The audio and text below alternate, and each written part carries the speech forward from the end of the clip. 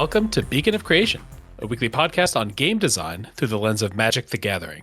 I'm Tim. And I'm Legion. You may know me from my custom design projects. I think the most famous one is probably the Cursed Cube, which focuses on unusual canon magic mechanics and other weird things you can do with comprehensive rules. I am excited to see all of these weird things you can do with digital-only mechanics today. Yeah, that actually was a pretty good fit. You fired up one of those drafts right before this recording. I was in that. Mm-hmm. In there, you had like a creature whose size is kind of based on the psyche value that you have. Mm-hmm. And another creature that's like this creature that kind of sits in your hand. It costs 10 mana, but that you buff using different effects. I think both of those kinds of effects would qualify pretty well for what our challenge was in January. Mm-hmm. I think I have a reputation for being that custom designer who comes up with loads of weird and ridiculous stuff and will print it as a card. Someone pinged me earlier today because they decided that Ward, you lose the game should exist on a card, and they immediately thought of me as the person who would actually do that. That's going to be a perfect fit for judging all the entries to our Janu-Faerie design challenge, which was to design a common card that uses digital or out-of-game mechanics with a fairy theme. Overall, we're looking for things like alchemy cards, dungeons, conspiracies. With these design challenges, we also like to give some bonus points for 2024, make it a 2-4, or give it vigilance for Janu-Faerie, W-A-R-Y. And actually, with all that kind of out of the way, do we want to jump into a card? Yeah, our first card is by Platy People. Seacourt Sentry. For 3 and a blue, it is a common crab creature.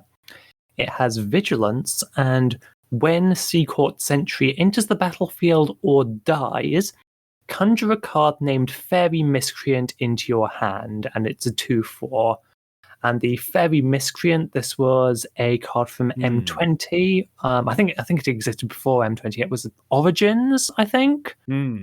It's a Fairy Rogue for blue, and it has flying, and when Fairy Miscreant enters the battlefield, if you control another creature named Fairy Miscreant, draw a card, and it's a 1-1. You got a 4-mana 2-4 vigilance, which is already a pretty, reasonable body. And then you kind of end up getting 2 cards out of this, but not right away. Because when it enters the battlefield or dies, you get this Fairy Miscreant. The text on Fairy Miscreant says, like, if you control another creature named Fairy Miscreant, draw a card. So if I manage to either, like, get this crab killed pretty quickly or save my first Miscreant for when I'm ready to cast my second Miscreant, I can also draw a card off of this. Because it already gives you 2 of them, if you're in a limited game and you're getting 4 or 5 Seacourt Sentries, then that's 8 or 10 Fairy Miscreants. By the time you're spending that much mana to get the Seacourt Sentries out in the first place, it's probably fine, but it does feel like it's the kind of thing that could ultimately close out limited games with a lot of 1-1 flyers. There were some Innistrad cards that dealt with 1-1 spirits back in the day. And I guess probably still the most famous one is Lingering Souls, which made 2 1-1s and then another 2 1-1s. You don't get 4 flyers with this crab, but you get the back half flyers, right? You get 2 flyers off of it. Adding 2 extra flyers onto anything like that is going to be pretty solid. Yeah. Even if you ignore the dice trigger, it's 3 blue to create 3/5 of stats. And then when the Seacourt Sentry itself dies, then your opponent has to deal with you drawing another card and getting another fairy. The kind of other comp for this from Innistrad that I wanted to bring up was a card called Mausoleum Guard, which was a 4-mana white card that was a 2-2. And when it dies, you get 2 1-1 straight onto the battlefield. And that was actually like a pretty powerhouse card, getting 2 flyers, whatever their shape is. Now, creatures are a little bigger now, so maybe you got to go a little bigger just in general. That was also an uncommon. Yeah, and that's what I was about to say, is that was kind of an uncommon, which is a little bit where I'm leading with this card. I think this is a cool card, and I think the clever level's pretty high for me. Like, getting 2 of a thing and that thing that you get two of cares about each other. Like that's really pleasing to me. Yeah, the vigilance is obviously there for the challenge, but it feels odd to give vigilance to something that feels like its job is to provide the ground defense. Mm-hmm. If you're using the flying to avoid getting blocked, then you're probably also not sending your vigilance creature in where it can get blocked. I think because this has this dice trigger and the dice trigger is pretty valuable, the vigilance makes some sense to me here. I want to attack. My opponent probably can block and kill it. If they have like 2/2/2s or something, then they can block and kill my 2/4 here. But even then, I'm going to be pretty happy because I got a 2/2 off the battlefield. I unlocked my second fairy here, and now I can go draw a card. I have some flyers. I have to do some work to get my shields back up, but the cards are flowing, so I'm pretty happy. I mean, I think the fact that we're considering possible use angles for this card at least proves that it's a good idea, even if the numbers are not necessarily where I put them. I think the flavor is kind of nice here. The Sea Court Sentry, you imagine the little crab that's protecting the whatever the Sea Court is, which is apparently some coastal fairies. It is a bit weird that these sea fairies are stealing books. You wouldn't think that I guess that's true. Water would necessarily mix. Yeah, maybe we need new art for the miscreant. maybe, but I think the idea of a fairy miscreant can be reflavored in a way that it works with the sea fairies, whoever they are, or maybe they're stealing books from boats or something. They're stealing the captain's log, I guess. Yeah, exactly. All right, so our next card here is going to be from Crypt Rat. It's called Ceremonial Trio. It's 2 blue for a creature fairy wizard at uncommon. Uh-oh. I feel like I'm about to get tricked by something. It has flash and flying, and it's a 1/3, but it also has a couple abilities here. It has Charmed. You may have this enter the battlefield enchanted with a face-down aura card you own from outside the game. And then Ceremonial Trio gets +1/+1 as long as it's enchanted. So there's a second card kind of piggybacked onto this one. But before we get to that, could you recap what our card's doing so far? It enters the battlefield and you have a face down aura of some kind with a special ability that lets you turn it up later that you've grabbed from your sideboard. Mm-hmm. It's a 1/3, but it gets +1/+1 as long as it's enchanted, which means that it's basically a 2/4, which is what the challenge wanted it to be, because it's always going to have that enchantment attached to it. Yeah, and we don't know what these charms are, but fortunately we've got kind of a little spoiler card here that I'm going to look at now.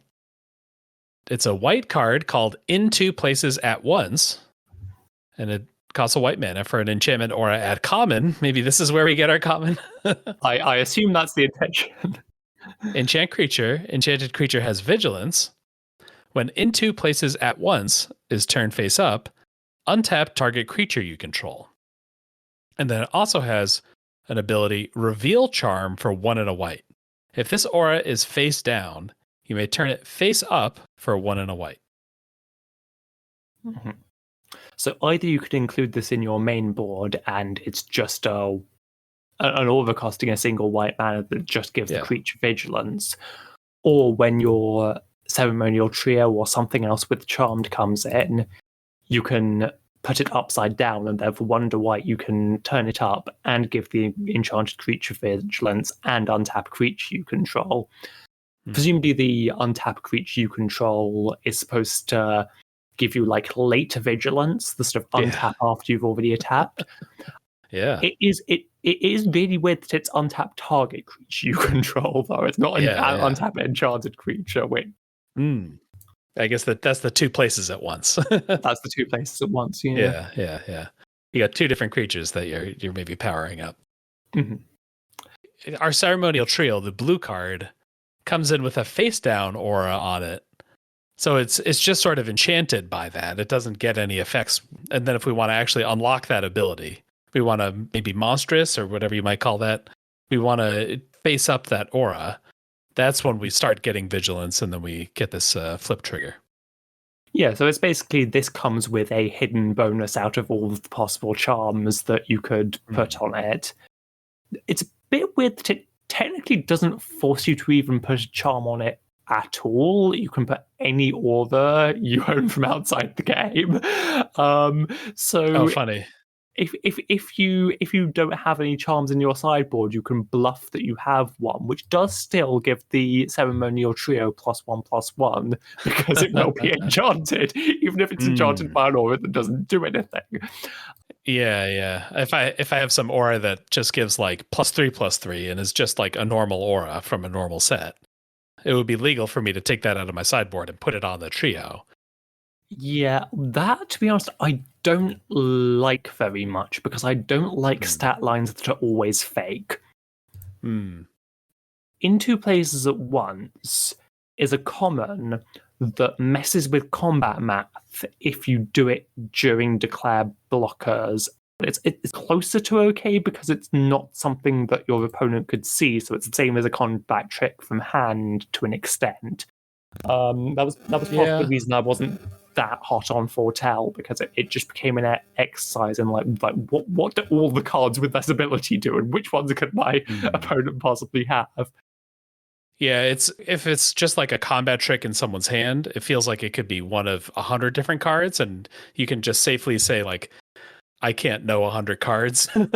But when it's one of 5 charms, then it feels like I should know all those charms, and it feels like I should be taking into account if it's whichever of these 5 charms that this card is in this format, I should know at all times. Oh, this one gives +2/+2. Oh, this one untaps something. This one gives death touch. I have to like keep track of all those separately. I know it just seems like it makes actually resolving combat while your opponent could have this about that much more complicated. Yeah, I mean I kind of like that there's like a one-time trick attached to these charms. Like, Yeah, I do like the essential idea of this thing has some secret bonus attached to it, and then I can yeah, reveal yeah. it and There you find go. out later. I just feel as if having some restrictions on when you can use the ability or what it's actually likely to do when you do use it could help. All right. Well, why don't we check out the next card? It also has a little spoiler card with it. Yes, so this is Reclusive Elil, 1 green enchantment creature elf with power and toughness 1/4. And it has, as long as you have the favor of the Fae, Reclusive Elil has vigilance and reach. And when Reclusive Elil blocks or becomes blocked by an artifact creature or an equipped creature, exile Reclusive Elil and you gain 3 life. The card was from Dragon of the West. And we also have this little Favor of the Fae token, Hmm. and it has remind text that the player who controls the most creatures gains the favor of the favor of the Fae as their turn begins. Creatures you control get +1/+0, and tap 3 untapped creatures you control. Hmm. Target player draws a card and loses 1 life. Hmm. On the elf side, we got a 2-mana 1/4, which is pretty solid. If I can get this favor of the Fae, it also has vigilance and reach. I'm gonna maybe be gaining extra power, so some vigilance there gets kind of nice. And reach is pretty good on a 1/4. It's going to slow down all the spirit tokens or maybe the fairy miscreants that we saw earlier. But it has a weakness, which is kind of interesting, maybe to get some of the Fey flavor in there. When it blocks or becomes blocked by an artifact creature or an equipped creature, it basically dies. It super dies. It gets exiled, but you also gain a little bit of life back. And then the favor, I'm not sure how the favor gets into play. Yeah, that was my question. Yeah. I'm not sure whether just mentioning the favor of the Fae in your rules text is supposed to be Yeah. sufficient for it to immediately come out as soon as your next turn begins if you have the most creatures, or whether you're supposed to have a mechanic like Ascend, which this deliberately doesn't have, that allows the favor of the Fae to come into play. So you're thinking other cards are going to create? I think other cards have to mention it. Well, there are common creatures that give the monarch, which is maybe even better. Yeah, there are. So I was looking this up earlier, actually. Oh, okay. The lowest mana value of any card that gives the monarch is 3, and that's on full from favor. And the lowest mana value of any creature that gives the monarch is 4, Hmm. especially against decks that play a significantly smaller number of creatures. And the tap 3 untapped creatures you control, target player draws a card and loses 1 life, which you can do on end step. Well, let's go with your theory. This card, this reclusive LL doesn't actually create the favor of the Fae, but it can benefit from it. There are some monarch cards that are like that. You know, there's like if you are the monarch, this creature gets +1/+1 every turn or something like that. A Throne Warden. Let's say that this card here is kind of like that, where it doesn't create that. It just sort of is this like maybe slightly big 2-drop, only slightly big, but a little bit big 2-drop that maybe I also want to do some other stuff with later. Well, being a 2-drop and being a good blocker actually interfaces pretty well with the second half of Favor of the Fae. And it sort of makes it so that Favor of the Fae is like as much a defensive mechanic as it is an offensive mechanic. Sure, you get an extra power off of that, but I think that might even be secondary to being able to like use up my creatures to draw extra cards. And being able to block early to make sure the game does go long seems like it might be Ill's purpose here, rather than rushing people down. Yeah, absolutely. And even if the having to tap 3 untapped creatures you control and lose 1 life isn't as good as the monarchs, you just get a card no matter what. Mm-hmm. A, you can do it in multiples if you do get up to 6 creatures. And B, because it's on something that feels, at least to me, so much harder to lose than the monarch is. You know, if you're dealing with the monarch, your opponent only has to get 1 swing in to get the monarch, and then maybe they can keep it with some shenanigans, I don't know. But with this, they have to be able to beat your go wide deck at going wide, which is something that most of the archetypes I feel aren't going to be able to do. Yeah. This thing where if I touch an artifact creature or someone with an artifact weapon, I die. Like that's harder for me to control if I'm attacking because they can opt to block or not block with their artifacts. Whereas if I'm blocking, I can just not block the artifact thing and block something else. So its downside is less relevant if I'm more of a blocking player than I am an attacking player. Yes, and the other thing is if you're on blocks and your opponent is swinging out in a way that would mean that they have lethal, you might be in a situation where you're actually able to save yourself with the 3 life gain by deliberately blocking that artifact creature. Yeah, it kind of becomes a living food token in that case, right? Like I get to block and then sack to eat 3. Do like that it's there a lot more than I like standard upside against this thing or downside against this thing mechanics. It has a lot of more interesting play than a lot of those usually do. Whether or not it's too good or bad, we can't know. But whether it's something that we kind of want, absolutely, yeah, we do want it. That counts for a little bit of something to me. We kind of have to trust in that balance is like a later part of the process of this setup here. I feel like in draft, they're just, if you're built to go wide, you will be wider than your opponent for the vast majority of the game. So it doesn't move quite as often as it should. Yeah. All right. Next up, we've got a card from Gerbear. More spoiler secondary cards here, which we love to see. That's what this challenge is all about. But I'm going to read to you Sealy Lantern Hanger, which is going to cost you 3 and a green for a 2/4. It's a creature fairy druid. And when it enters the battlefield, you may join the spring court or the summer court. You leave any other court. And as tap, add green.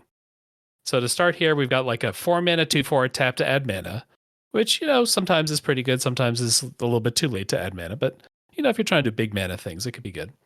And then we get to join 1 or 2 courts. I might imagine there might even be 4 courts, but this only gives you access to 2 of them. Yeah, so I'm clicking into this reminder here, and yeah, I'm seeing 2 cards, but 4 courts between them. I guess I'll just read the two that are relevant so far, and then maybe we'll go back and read the other two later. So we've got Spring Court here, which at the beginning of your end step, untap target permanent you control. That's all the Spring Court does. It doesn't seem to like go away or anything like that. And then Summer Court, creatures you control have haste. When you're playing more than one card that lets you join a new court, they have diminishing returns because you can only be in Yeah, that's true. one court at once. But if you're just playing this one Sealy Lantern Hanger and nothing else that says anything about courts, then it does just give you a haste emblem or the tiny miniature wilderness reclamation emblem, I guess. This is me reminding myself how much creatures you control have haste is worth. It's not much, but as like a 1 mana enchantment, I think would be creatures you control have haste. Yeah, if it was a standalone card, maybe 1 or 2 mana. Yeah, but on the other hand, you are getting that for free on top of your 2/4 creature. So obviously, I'm only seeing one card with this mechanic, but it feels as though having more than one thing that makes you join a court is completely pointless unless there's stuff that like says whenever you leave a court or something like that. When Daybound Nightbound happened, people were annoyed because people would put one like a brutal Cathar or Cemetery Desecrator. Yeah. And like one thing that forces you to involve yourself with that mechanic for the rest of the game. Let's break that down a little bit. Yeah, let's give it the day-night test. So, like, it is a token kind of like day-night that you probably want to bring along. If you throw this in a cube, you throw this in a commander deck, you're playing this card outside of a limited environment where, maybe it would be everywhere. I think maybe the upside compared to like a day-night is that it doesn't have like tracking to do with that one-off mechanic. Yeah, you don't have to keep on switching it every turn for the rest of the game, even if all of your stuff it actually cares about is gone. So it's not as annoying as Daybound Nightbound, but I don't know. I don't feel like this random common makes my stuff have haste for the rest of the game is necessarily the most healthy effect for a mechanic to have. Yeah, fair enough. If I think of something where, hey, I want to get haste for my deck or whatever, I would kind of think that's red, first of all. But if I think of like Anger, which is like a pretty common commander card, it's a creature that if it's in your graveyard, creatures have haste. That card's so good that I would include multiple other things that give my whole team haste in my deck, just to give myself a better chance of having one of the 2 or 3 or 4 or 5. So if I know that I'm sort of building towards an effect like haste, I am kind of okay like paying the redundancy price there. So it's not necessarily I'm not fully penalizing it for that. But yeah, you don't want to have 20 cards that make you join a court. Yeah. Just the fact that it's an entire mechanic that doesn't lend itself well to you playing more than one of it as far as the mechanic itself goes. Like, you have to add something extra, like whenever you leave a court or whenever you change courts or something like that, just to get away from the inherent like self anti-synergy of the mechanic. And that feels like a really bad place to be starting from. Yeah. I see the caution, and I also have maybe sort of a soft spot for like having these common effects and then having kind of standardized ways to get them. The other two effects maybe are worth bringing up now just to kind of see how breaky they are. Is the Autumn Court at the beginning of your end step Surveil 1, and then Winter Court permanents you control are snow in addition to their other types. Winter Court feels like it's either doing something kind of obnoxious or absolutely nothing at all. And Autumn Court, I would love to see some designs that give me an actual incentive to go around changing what my court is, but I don't know if that's a thing that the mechanic as we can see it right now on this one card necessarily encourages. I guess I would argue that maybe the Winter Court does a little bit of that. like the winter court, early on, I'm going to be some other court that like helps me generically. And then later on, as I get a couple of my snow cares about snow cards, then I want to find a second court switcher so I can switch over to winter from, summer or something generically good so that I can then like really go off with my big snowfall. So I guess rather than a criticism, I guess my wish list for the rest of the set, the rest of the environment is show me that I care about changing what court I'm in. Make that environment so that I care about changing which one of these effects I have as the game goes on. Yeah. I think there's probably also other paths to make this work, like just as a designation. Like if you imagine that conspiracy environment and there are effects that, players that share the same court as you turn on some effect. If you and me agree to both be Autumn Court, then we unlock something for ourselves, and someone else can opt to be Autumn Court when they don't necessarily want to. And that shows, the three of us are on a team, and now we're going after that spring quarter. Like I think there's probably ways to make the court matter just as a like almost like a voting mechanism where rather than a temporary thing, it's like, no, this is my team, and I'm going to stay on this team for a while until I switch it later to betray you. Yeah, that could be an interesting way of handling it. All right, who we got next? Up next, we have a card by Red Bay. It is a hipster fae. It was a fae before it was cool or something like that. It's Wonder Blue for Creature Fairy. It has Flying, Vigilance, and hipster fae gets +1/+2 as long as it's an oddity. It's an oddity if it was conjured, cast from anywhere other than your hand, or if it's a token. It's a 1/2 at basic, and its flavor text says, "You probably haven't heard of." All right, so we got a 2 mana 1/2 Flying Vigilance, which is like just barely too crappy. I need something else on this card to be happy with it. We have 1 mana Flying Vigilance 1/2, don't we? Yeah. And we do have another ability, which is kind of a weird quest. It's an oddity if it was conjured, so like arena style. Cast from anywhere other than your hand, so maybe cast from the top of your library or reanimated. Or I guess then it's not cast. Yeah, reanimated isn't cast, but cast from impulse. Cast from impulse counts. Yeah, impulse cast. Yeah. Or if I've got some unusual, you can cast cards from your graveyard this turn effect might exist. I don't know. I guess it doesn't apply to this card, but if it was your commander, it would be cast from somewhere besides your hand. So commanders are kind of automatic oddities, I guess. Or if it's a token. So if I can make some token copies of my hipster fae here, I write a replication to get 5 more of them, and they're all 2/4s. None of those seem easy, and because of that, I think I don't know. I'm kind of feeling this card. I think it's cool. Feel that in a world of expressive iteration just casually existing, I feel like cast from anywhere other than your hand is probably the most likely of those, because if it's a token, well, you have to be specifically making a token that's a copy of this 2 mana creature rather than anything bigger. Yeah. So if you have something that says create a token of a copy of target creature create a token that's a copy of target creature with mana value 3 or less, because it's deliberately a small copy effect, then maybe I can see that. It's the fact that it cares about 3 different things.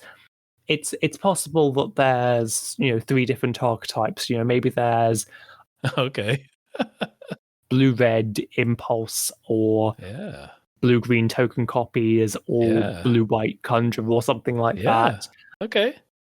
There were 3 different archetypes for Descend in LCI, so it's not unreasonable for there to be 3 different archetypes for oddity. I almost think that it would be actually constructed playable if you got a deck that had lots of impulse draw. I don't know if that deck exists. A bunch of 2 mana 2/4. Yeah, you might be able to unlock something by just saying like, I've got a lot of these reckless impulsey sort of like 2 mana exile 2 cards. You can play them till the end of your next turn type cards.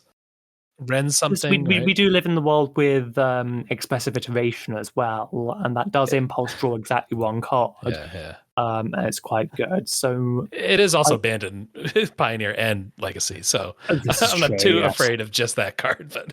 Yeah, But but once we've had impulse draw effects that were yeah, already good enough that they had to be banned, so it doesn't seem unlikely that we could yeah, get yeah, cards that impulse or something like that, where it's yeah. you are looking for cards and choosing one that you're impulse drawing Hmm. in Oh, in okay. some capacity.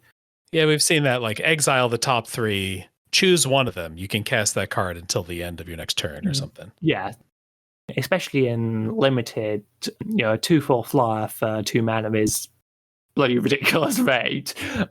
So Yeah, and there, I think if you got that in limited, you probably actually worked pretty hard, mhm, and you've been given the pat on the back because it's like a little bit better than enters with a +1/+1 counter.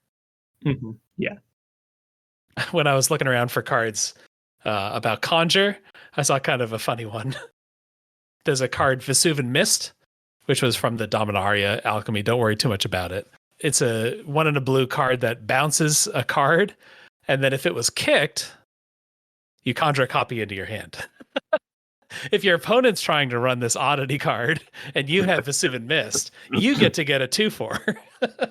Yeah. Anything you can do, I can do better. Yeah, yeah, yeah. There's some kind of standardization of why you want to impulse draw in this set. We're going to give 8 cards oddity. We're going to have more exile draw than usual. People are going to be living on the edge of their seat because they're not having cards in their hand. They're just like got these cards in exile that they only have like a short window to cast. But if they do manage to rein in that chaos, then they get like bigger than average creatures or creatures with new abilities or creatures that are cheaper or something like that. Um, All right, next up for mono white border, what is this card? We've got Visit from Apparitions. That's spelled purr like a cat. 2 and a white for a sorcery. It has a little tag on the side of the rules box, Encounter D2. And then it says, roll this spell's encounter die once, then populate. Create a token that's a copy of a creature you control. Magical cats are a lot like fairies, just more mischievous. So we got 3 little black cats around a pentagram summoning ghosts. So the encounter table, the 2 modes that are relevant is if you roll a 1, you get a 1/1 cat with lifelink, and if you roll a 2, you get a 1/1 spirit with flying. These are the 2 things that this card can do. But the entire encounter table has 1 to 4 of each color.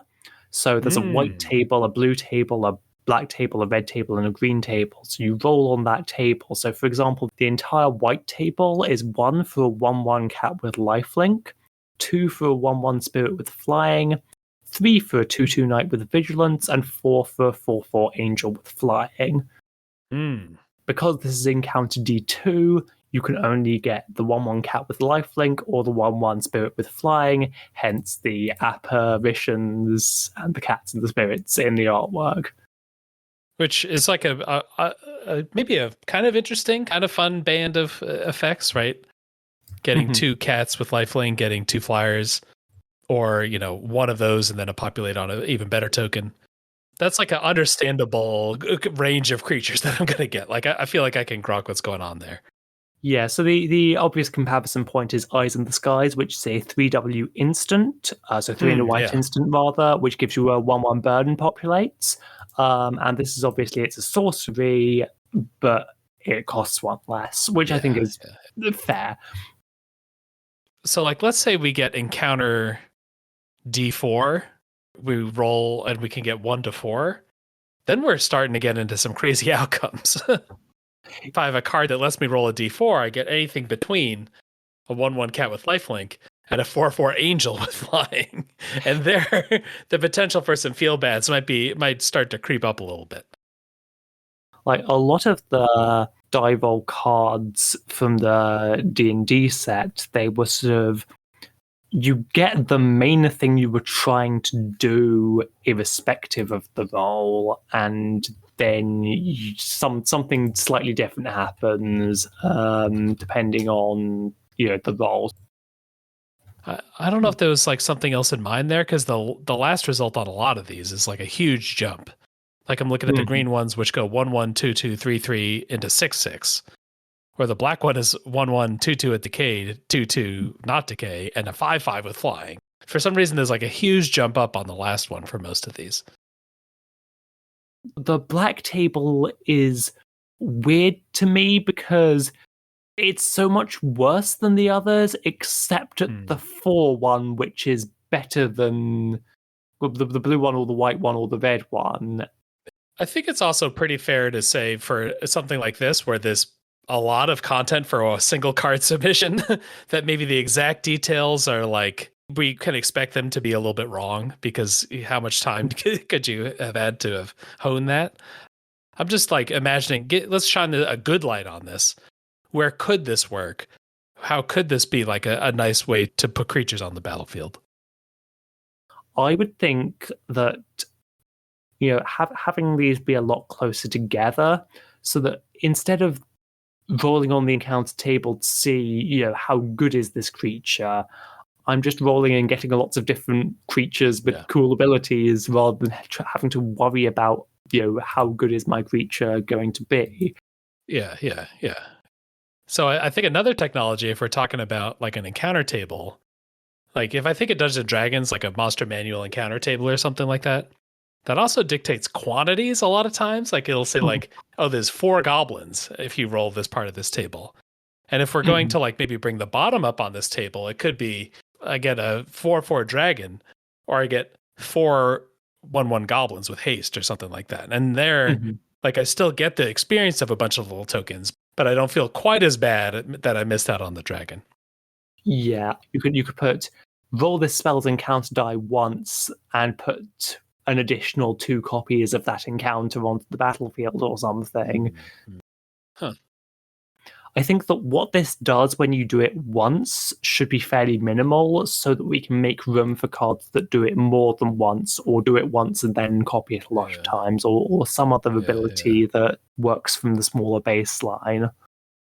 Or even roll the spell's encounter die once, then put 3+1/+1 counters on the token created this way if you wanted to create a big but still random creature. Yeah, you have a lot of power to layer on things on top of the encounter, so that it's like not quite as important to put a big creature on the table. One of them could be like representing enemies in cover, and then it's like roll the spell's encounter die twice, then put a shield counter on each token created this way or something. And and then that gives you the latitude to do something bigger with it. And you could maybe even just bring it down to just like 2 or 3 tables instead of one of each color. Like roll an encounter on the airship table or on the Underdark table. And those are like your 2 sets of creatures. And then you can modify them in a couple ways from there. With having it be colors, I do like the fact that you can at least make sure that the abilities that's granted are actually in those colors. But I think that green isn't able to roll on the airship table, blue isn't allowed to roll on the Underdark table, or whatever, however you split them up. You could probably craft the table so that the colors overlap just enough that they're not doing anything they shouldn't be doing. Yeah, absolutely. Alrighty, who's next? All right, so the next card is by Larsent, and it is Voidsent Hoodwinker for 1 and a blue and a black. It's a creature fairy wizard, and it has flying, vigilance, and when Voidsent Hoodwinker enters the battlefield, 4 random non-land cards in target player's library are replaced with 1 with nothing. These spells perpetually gain. This spell may be cast using any color of mana. So for those who don't know what 1 with nothing does, it is a sorcery, I believe, for a single black mana, which reads in its entirety, discard your hand. So this is replacing This is replacing 4 random cards in your opponent's library Ooh. with discard your hand. Yeah, with blanks, with as marginally above blank as you can get. Yeah. Trigger prowess, discard your hand. Yeah, so we've got a 3-mana 2/2 flying vigilance, which is like a totally fine creature. We don't need this ETB to be that good because we're already like kind of okay stat wise. And then the ability to just wipe off the text of 4 cards in a player's library. Yeah, so the card of comparison is Gunk Slug from the Mystery Booster playtest cards. Oh. It's a 2/3 for 2 and a black. It's a creature slug, and yeah, I it remember has this when guy. this enters the battlefield, create 3 Gunk token cards and shuffle them into your opponent's library. And it's a colorless sorcery card with no mana cost that has cycling 4. I've played against this card. I remember having to go against this in a mystery booster at a Magic Fest. So the thing about this is, right, the reason it has cycling 4 is so that you can get it out of the way, and then you can play the next card on top. With the Voidsent Hoodwinker, I feel like because your opponent is just drawing complete blanks, it's not going to be any fun to play against. They're going to have to draw something, realize that they can't meaningfully do anything with it because it's a 1 with nothing, and then pass their turn. And the fact that it's specifically 1 with nothing out of all cards feels like insult to injury. And you know what? I think that maybe that's part of the vibe Larson's going for, because you don't accidentally write 1 with nothing on this card. But we just happen to disagree with that choice if we're ever considering putting this in a game. I'm not saying that I don't appreciate that you deliberately chose 1 with nothing. I get what this card is going for. I want to say something nice about this card, but I would hate to be on the other side of the table when someone played it. Yeah. One of the funny things reading this is that it's 4 random non-land cards, which would normally be kind of a kindness. But if I'm playing against this, I would almost rather it hit lands. Yeah. Because those were already kind of blank going in the late game anyhow. Mm-hmm. At least it got rid of things that weren't that useful to me anyhow. How can we rebuild it? Do we have the technology? Something that has cycling at least, and has some potentially something that has some other use. Even if it doesn't have some other use, at least it needs to be something that has cycling. I have a pitch for you. Do you know the new card that's been revealed, Slime Against Humanity? I do not. So Slime Against Humanity is a 3-mana sorcery. Create a 0/0 green ooze creature token with trample. Put X +1/+1 counters on it, where X is 2 plus the total number of cards you own in exile and in your graveyard that are oozes or are named Slimes Against Humanity. And then in this, green card, this real card, a deck can have any number of cards with that name. Mm-hmm. I want to put something kind of like that onto this card so that a bunch of my deck gets gunked, and the first one I draw stinks. But if my opponent's being extra cruel to me and just stuffing my deck with this garbage, then eventually it comes back to bite them. Eventually they get overwhelmed by a giant slime of their own creation. My galaxy brain response to that is take inventory. It's 1 to blue, draw a card, and then draw cards equals the number of take inventories in your graveyard. I wouldn't use exactly take inventory, because then you risk actually making your opponent's deck better. But something where you can't just do it forever, otherwise it will cause your opponent to actually grow out of it almost. Make a comeback, yeah. I think we're on the same page there. I do feel that it needs to draw a card so they can actually get back to the deck that they were trying to play. Maybe something like Slime Against Humanity works, but I think either drawing a card or affecting the board. Those are like the 2 consolation prizes we give. Yeah. All right, so next up we've got Just Nigel's submission, which is called Una's Goriak for black, green, blue. 3 mana, we get a creature beast, a common. It's a 2/4. When it enters the battlefield, you become the monarch, and it has vigilance as long as you're the monarch. So we got like a little fairy with a crown on, sitting on a Goriak, which is maybe like a cat with huge tusks. Mhm. So far, the cheapest monarch enters the battlefield is 4 mana.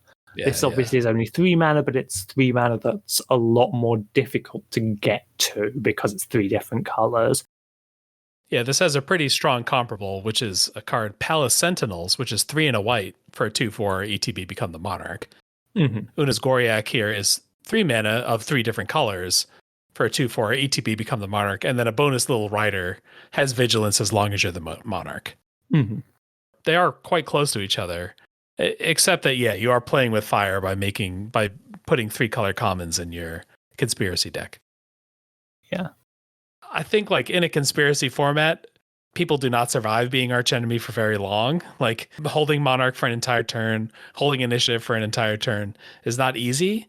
So I don't know. I feel like this is a pretty reasonable card.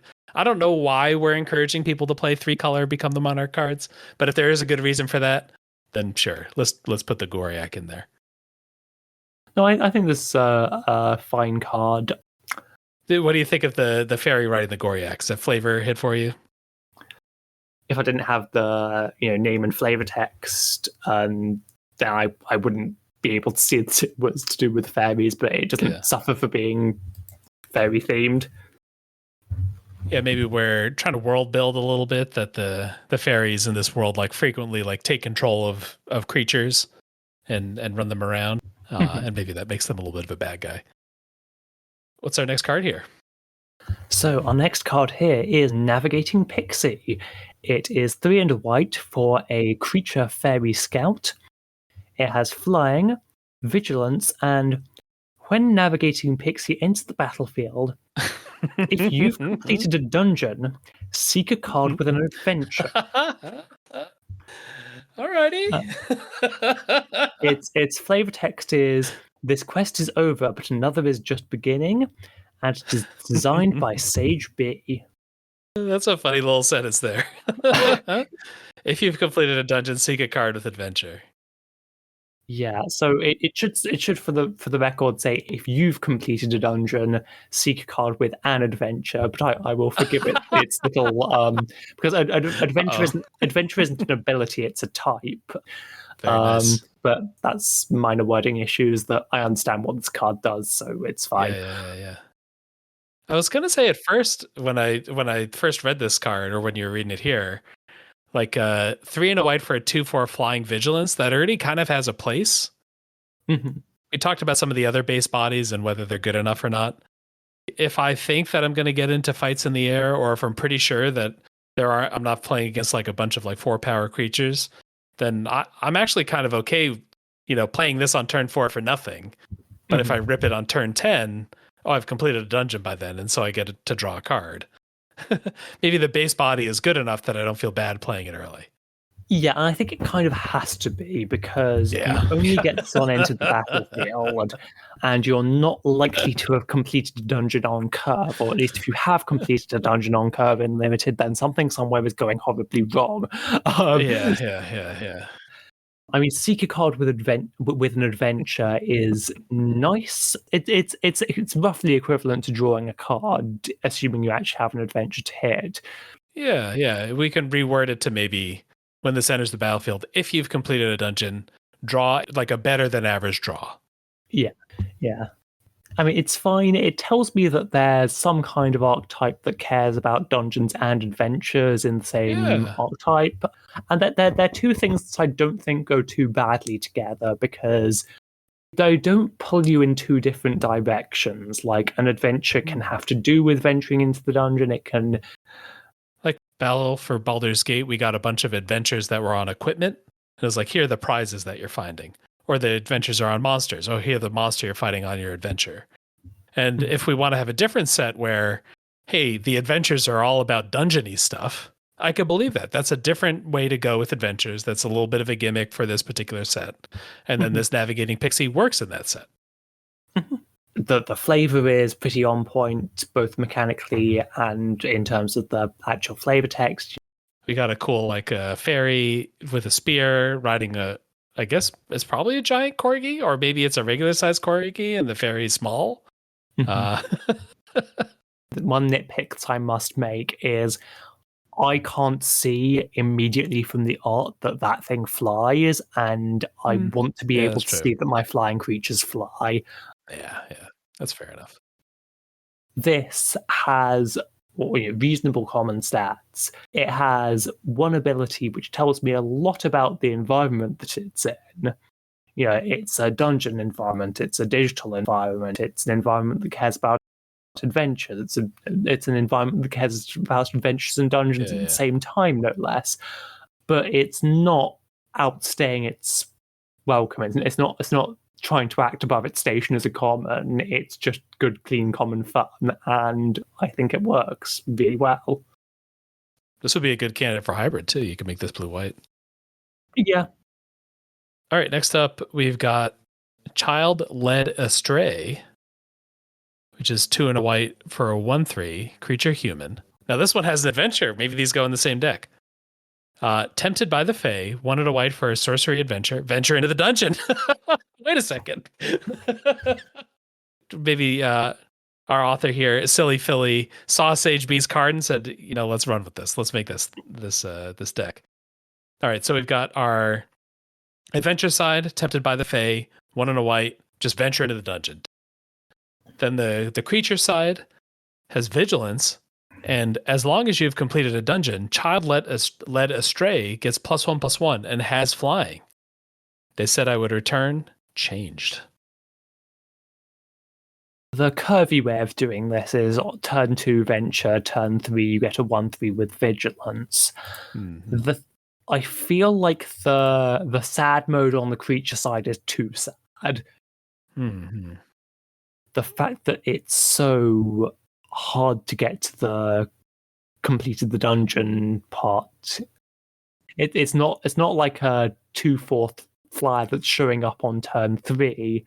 It's a 2/4 flyer that's showing up by the time your opponent actually has stuff to deal with the 2/4 flyers.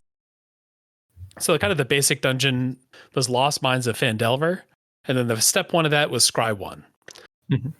And if I scried 1 into a land, that gives me a crucial land to play a card. Maybe I venture again. Well, if I venture again, I get to either make a 1/1 or get a treasure token. So now I've started to maybe like fix my early game woes, and then I have less pressure on what you're talking about of like making this 3 mana 1/3 good, because it's not good. Mm-hmm. Yeah, I think that makes some sense. I think the rate is still a little rough. Like if I'm going to do that, then maybe make the adventure side like 1 mana or something, so it's like appealing. Like I want to do the adventure side, and it's good. Apart from the Mad Wizard's Lair at the end of Dungeon of the Mad Mage, or the Atropol at the end of the other one, like I don't think that there are any like non-ultimate abilities of dungeons that I can think of to actually worth 2 mana spent to do. Yeah. Like in Lost Mine of Phandelver, the best ability is draw a card. So there is like a kind of close comparable to this at uncommon from AFR, which is Cloister Gargoyle. 2 and a white for an 0/4. And then it ETBs and ventures in the dungeon. Then when you've completed it, it gets 3 power and has flying. So it becomes a 3/4 flyer. Maybe it is creeped because it is an uncommon versus this Child Led Astray a common. But it feels so much better than this child that it's making me hope that I don't have to run this child in the same deck as the Gargoyle. Yeah, and in Cloister Gargoyle's case in specific, they actually updated that to Arena to make it a 0/3 for 2 mana rather than a 0/4 for 3 mana. Oh, they did one of those like alchemy balance updates. Cool. It's got an alchemy version of Cloister Gargoyle. Oh, okay. Like I see what it's trying to do, and it's very clever that it's latching on to the Navigating Pixies, archetype that defines. Yeah. This art I think looks like it's from Labyrinth, like a fan art for Labyrinth. It's got the young girl and then the Goblin King in it. Oh yeah. It is kind of giving me like the idea of like we'd have this dungeon that is the labyrinth from Labyrinth, and part of the coming and then returning changed is sort of this like little kid, kid book or kid movie growth story of how I'm going to like come back like a cooler, fancier person at the end of the story. I do like that flavor note. That I don't know if we have the Labyrinth secret layer or the Labyrinth set. This card does convey that pretty well. Yeah, maybe. Could happen. All right, we only got a couple more. Do you want to hit us with the next one? Yes, so the next card is Beguiling Grover. 1 and a white for a creature fairy druid. It has vigilance, and when Beguiling Grover enters the battlefield, conjure a fairy circle on top of target player's library. Oh. It's a land with tap to add colorless and 2 tap sacrifice fairy circle to draw a card. And the creature itself is a 1/3. Wow. Okay, so we're maybe back in Gunk Zone a little bit. We are back in Gunk Zone, yes, because basically 1/3 with vigilance, enter the battlefield, put this gunk on top of your opponent's library. Yeah. Or if you want a waste, you get to put a waste on top of your own library. This is true. That is nice that it has 2 variants. One is sort of preemptive Thoughtseize mode, but they also get a land instead of the thing. The other is the I need a waste more than I need whatever's on the top of my library. Yeah. In this case, you can draw out of it, but it costs you your land drop to do so. So I just want to imagine like a constructed deck where you're doing some kind of flicker, and then your opponent's next 2 draws are bricked, and you know that if they don't have an extra land drop, they can't use one of those to get through the other, and then your rebound ephemerate hits, and then you do it again, and then you just keep on bricking your opponent's draws for the rest of the game unless they have like a way to shuffle out of it. You're maybe working kind of hard if you can consistently blank. I don't know. Maybe you're right.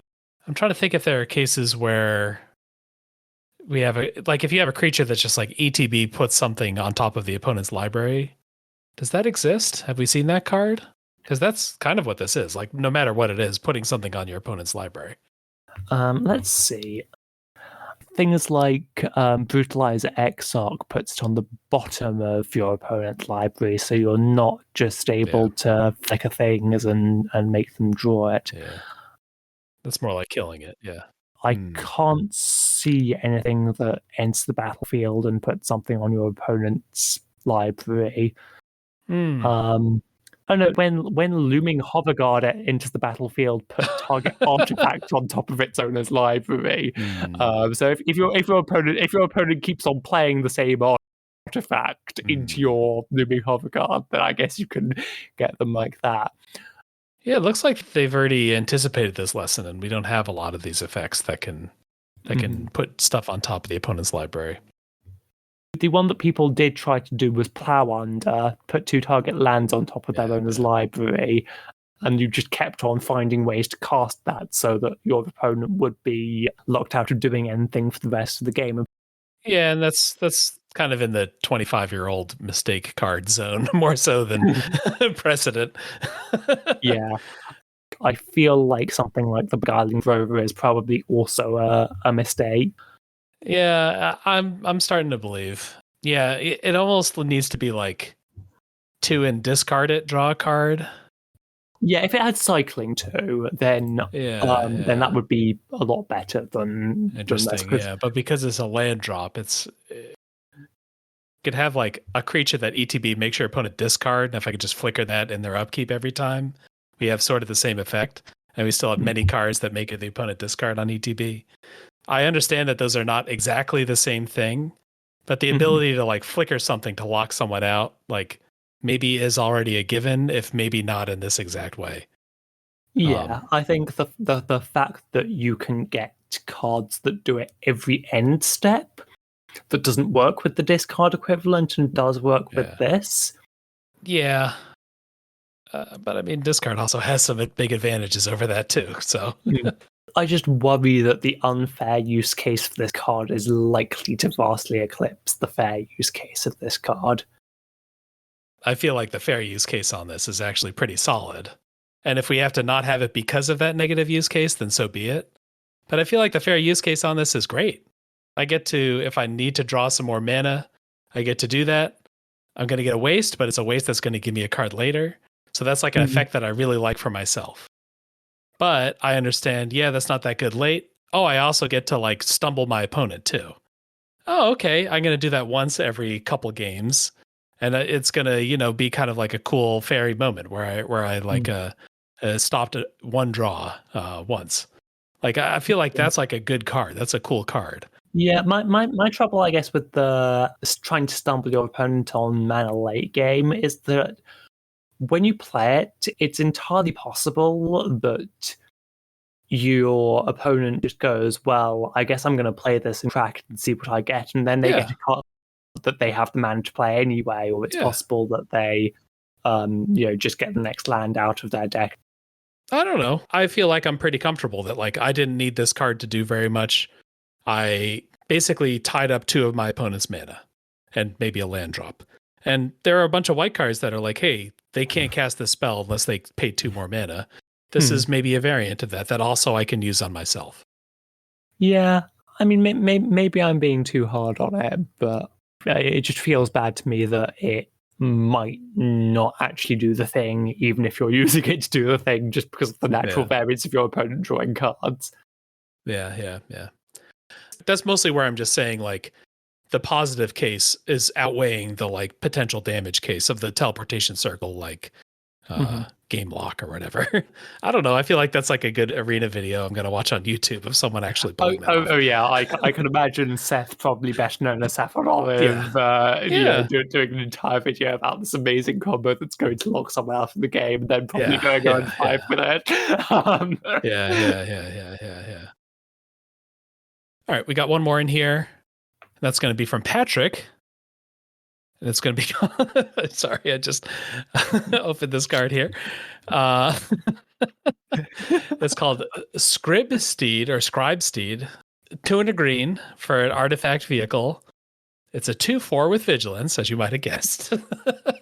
When it enters the battlefield, conjure a script sprites into your hand that has crew 1. If you're not a 40-year-old like me, you might not know what a script sprites is, but fortunately, we've got that for you. A script sprites is a single green mana for a 1/1 flyer, and it was from Alpha. We're kind of coming full circle on this. We've got kind of Platy's card, which made some fairy miscreants with his 2/4. And at the end here, we've got this Scrib Steed that's a 2/4 that makes, well, a single one, but it makes a little flyer in green just for whatever reason. I appreciate the callback, but I don't think that I'm doing a callback is an acceptable reason to break the color pie. Yeah. Sometimes we get cards just to mess with us. Maybe like the one with nothing card from earlier. I think the other thing that Patrick did for us here that I'd like to commend is that the artist credit here for the original Beetle that you see on this picture is Marta Nail, but also some artist credit here. Also me, purepng.com, and Minecraft, because Patrick has drawn a little script sprite on the back of this guy, and it's got a little fishing pole and then a carrot in front of the beetle to motivate it. I do also question the artifact vehicleness of a ladybird. It's an insect. Maybe it's like a Hollow Knight, like skeletoned out undead thing. So it's maybe piloted. It's like an insect robot that just looks like an insect. Maybe it's a vehicle in the sense that it won't do anything until it's been motivated by a crew member. It's a bug that's like really curmudgeonly. Yeah, maybe. Maybe more so than some of the other cards we've seen. This is a bit more of a common. Yeah. You were saying before, you sometimes have to keep your ambition low in order to actually hit the common target. And this actually gets pretty close. With that one, notable exception that we're granting of the color pie violation. Because you're actually paying 4 mana to get this 1/1/1 flyer, it's not going to be an actual threat. Yeah. And I mean, if Patrick wanted to obey the rules, they just would have made this a white card, and then it would have been Yeah. like a fully legal white card. But I think we got some intentional rule breaking in here, and maybe just like a fun one to go out on, just to chuckle a little bit as we wrap up. Yeah. Alrighty.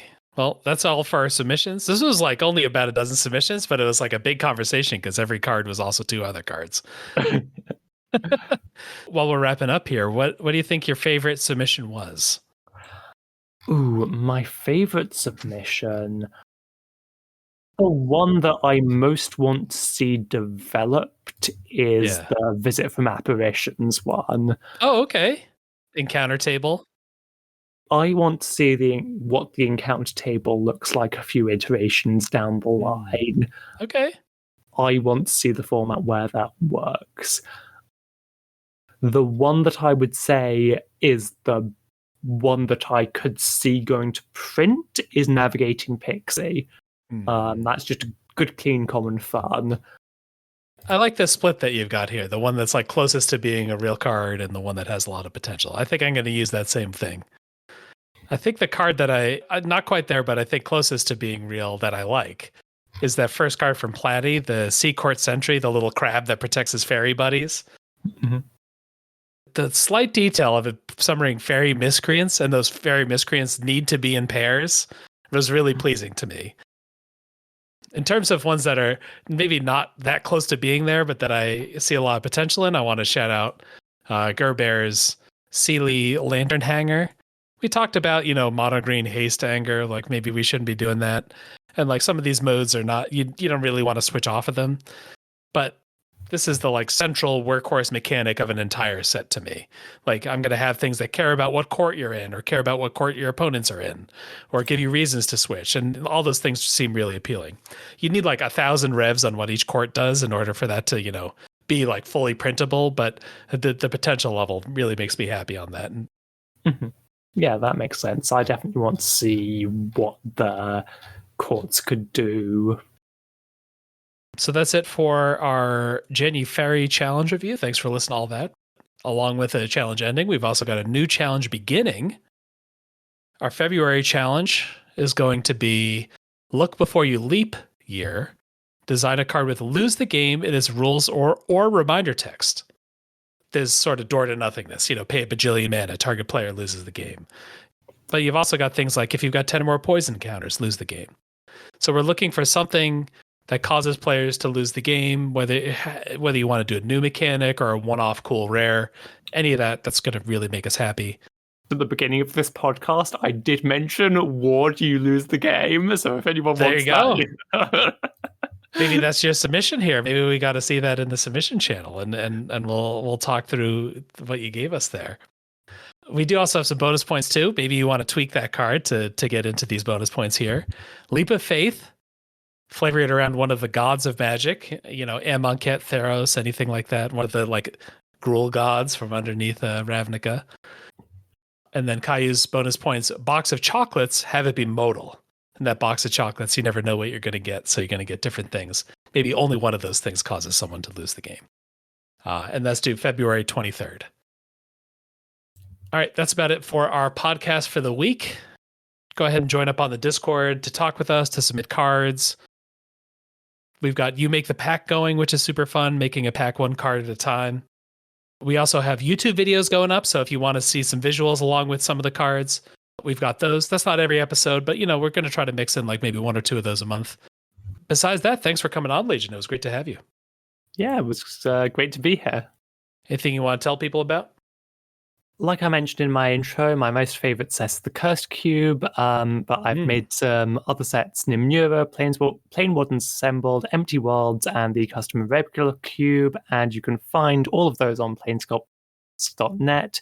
Yeah. And you can find some of my custom designed lore articles at legionsjudgment.wordpress.com. That's judgment without an E.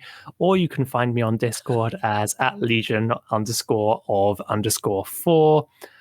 I've been Legion, and I hope you enjoyed hearing all my ramblings. Yeah, it's been great having you. If you need to find me, I'm, as always, Tim F. Riley. Thanks for listening. Thank you.